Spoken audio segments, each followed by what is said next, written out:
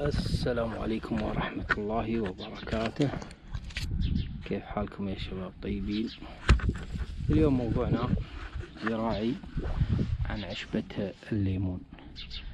عشبة الليمون هذه نسميها العشبة العجيبة، لها رائحة جميلة جدا جدا جدا. يجب على كل واحد يزرعها في بيته ولا في استراحته ولا في مزرعة. تتحمل الحرارة، تتحمل البرودة، دائمة الخضرة، وهي من الأعشاب العطرية، لها رائحة الليمون، ريحتها ريحة ليمون. توضع في الشاهي ويستخرج منها زيوت كذلك فواحة. لها فوائد كثيرة جدا جدا للجسم. تحتوي على فيتامين ألف، فيها فيتامين ألف يعالج البشرة والقشرة الرأس، وكذلك مفيدة للاكتئاب والقلق والتوتر. كذلك فيها فوائد للمعدة والقولون، وكذلك مضرة للبول، وهي تحتوي على مواد مؤكسدة. المواد المؤكسدة تحارب الجراثيم وتحارب السرطانات وتحارب الميكروبات بإذن الله سبحانه وتعالى. فاليوم عندنا طريقة إكثار العشبة الليمون. كيف نكثرها؟ حضرنا اليوم الأصص ونبغى نزرع فيها في الأصص أو في التربة، لأنها على شكل فصوص. الآن نقوم بإخراجها من التربة ونشرح لكم كيف طريقة غرسها. أولا نأتي بالمقص ونقص منها الأجزاء هذه جانبا كذا. المستخدم منها الأوراق هذه، نغليها في الماء وتشرب، تعطي نكهة جميلة جدا جدا. كيف نسحبها من الأرض؟ نسحب بالشكل هذا.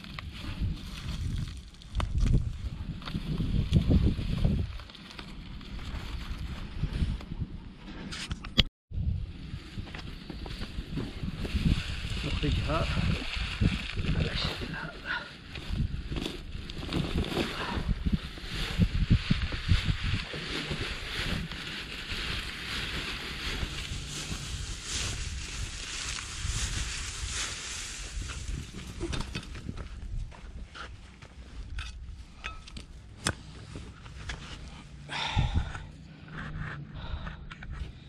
ونبدأ في تفكيك الفصوص حتى نتمكن من زرعها.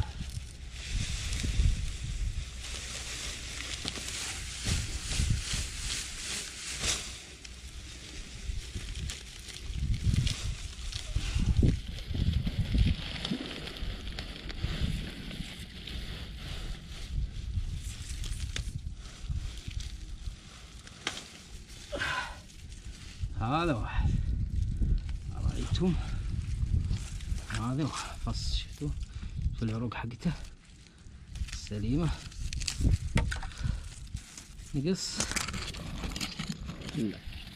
الأوراق، بعدين نجي ونضم البقية بنفس الورقة هذه،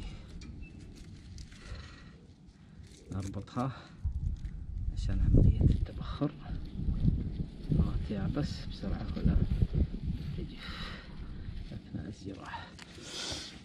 ثم نأتي بالأصص وهذا ونضعها في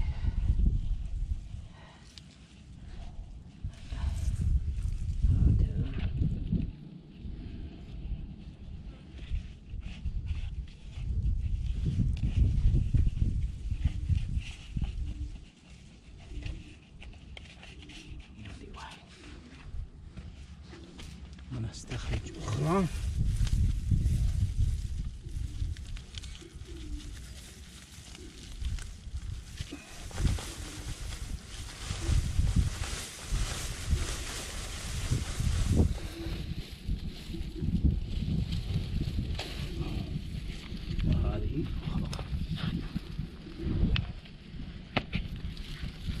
نقص الأطراف هذه ونلف كذلك هذا معها حتى نحافظ على رطوبتها. بعدين نغرسها هكذا. دخل الجذور لازم تكون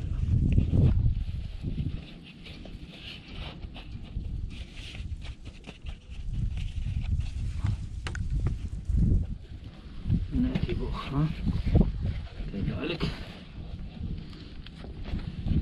يعني شجرة واحدة تعطينا العديد من الشتلات. أهم شيء الجذور تكون موجودة. هذه الجذور هذه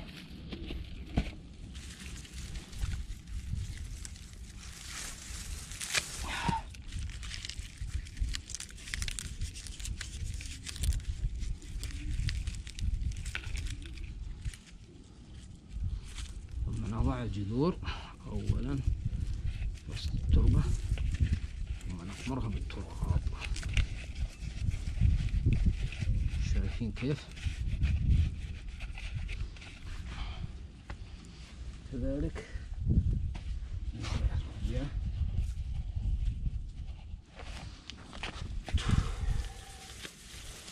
هذه توجد في مشاكل متوفرة، مشاكل زراعية بس جديرة بالزراعة صراحة. عليه رائحة نفاثة ومنعشة جدا جدا. انظروا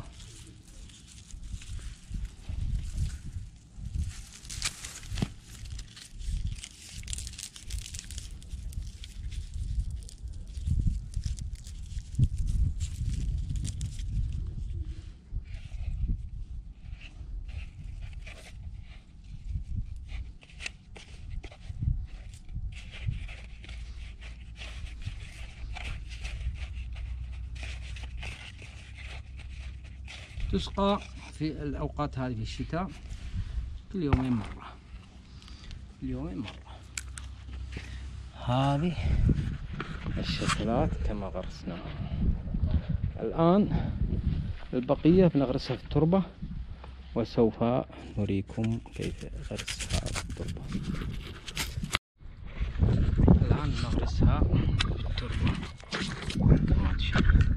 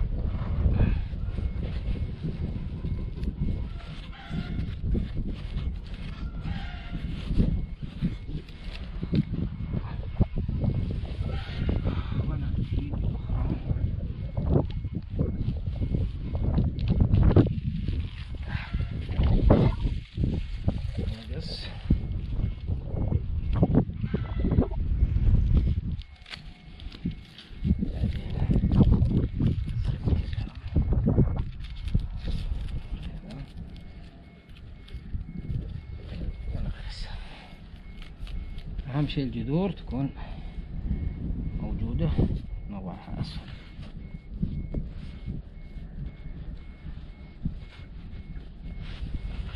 ونضعها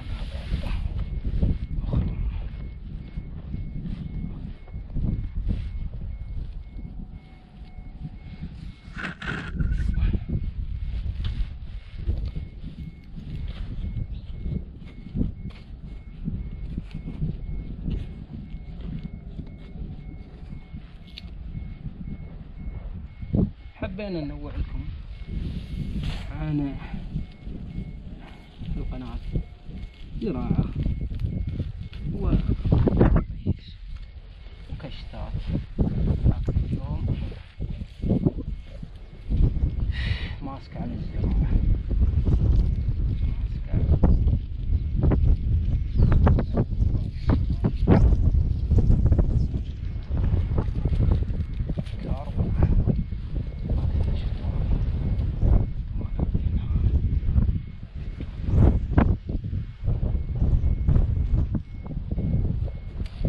ماسك على ذلك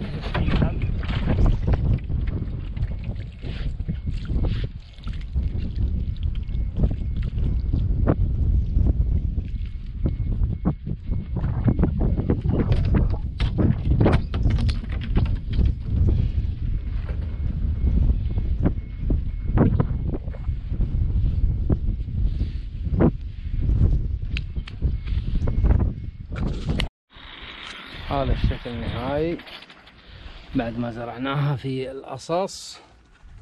الآن هذه ما قصصناها، خليناها على أوراق، بس أهم شي نربطها. هذه مورينجا بادرينها بذور، وطلعت كل هذه مورينجا. تعرفون شجر المورينجا له فوائد كثيرة. فالآن نسقيها بالماء هكذا.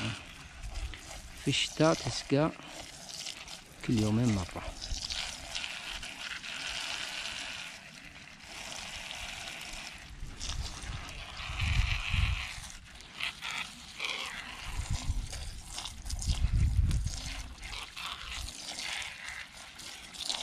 شايفين هذه تسمى عشبة الليمون أو عطرة الليمون. لها فوائد كبيرة جدا للجسم، مضادة للأكسدة وللغازات، مدرة للبول،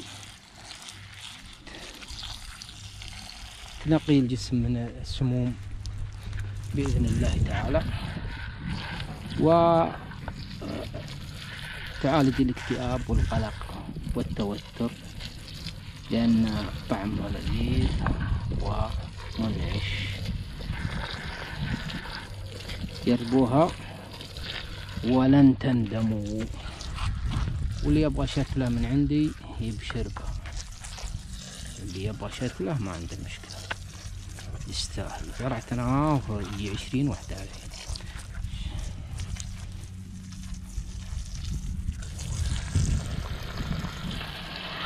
نسأل الله أن ينفع بها، وأرجو أن يكون الفيديو مفيد وخفيف عليكم ومنوع، عشان نشجعكم على الزراعة وعلى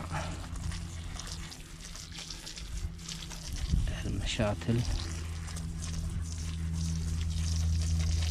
هكذا.